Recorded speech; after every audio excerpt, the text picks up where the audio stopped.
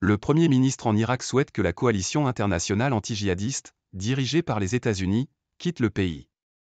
Cette demande a été réitérée en début d'année, suite à la dernière riposte de l'armée américaine, qui a été ciblée en Irak par des factions pro-iraniennes depuis le début de la guerre à Gaza. Selon Adel Bakawan, directeur du Centre français de recherche sur l'Irak, les conséquences d'un tel départ et d'une rupture avec Washington seraient désastreuses pour Bagdad. Comme d'autres pays du Moyen-Orient, l'Irak n'échappe pas aux répercussions régionales de la guerre entre Israël et le Hamas dans la bande de Gaza.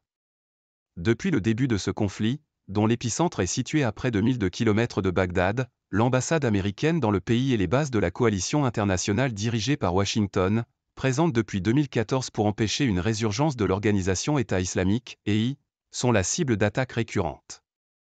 Des attaques de drones et de roquettes contre l'allié d'Israël revendiquées par la résistance islamique en Irak, une nébuleuse de factions armées soutenues par l'Iran, à l'instar du Hamas palestinien, lié au Hashd al-Shabi, d'anciennes milices chiites devenues partie intégrante des troupes régulières irakiennes.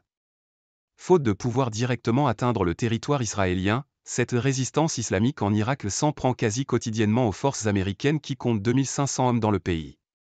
Au lendemain d'une énième riposte américaine qui a tué, le 4 janvier, un responsable d'une faction pro-iranienne à Bagdad, le Premier ministre irakien, Mohamed Shia al-Soudani, a redit sa ferme détermination à mettre un terme à la présence en Irak de cette coalition, qui comprend plusieurs pays dont la France. La rhétorique anti-américaine a pris encore plus de poids. Mohamed Shia al-Soudani a besoin, pour des raisons politiciennes, d'adopter ce type de discours contre la présence militaire américaine, parce que cette rhétorique reste la plus rentable politiquement et médiatiquement parlant, et surtout la plus dominante au sein du cadre de coordination, décrypte Adel Bakawan, directeur du Centre français de recherche sur l'Irak. Car Mohamed Shia al-Soudani a obtenu son poste de Premier ministre, il y a un an, grâce au soutien du cadre de coordination, une alliance de factions chiites pro-iraniennes regroupant des formations politiques et des représentants du Hashd al-Shabi.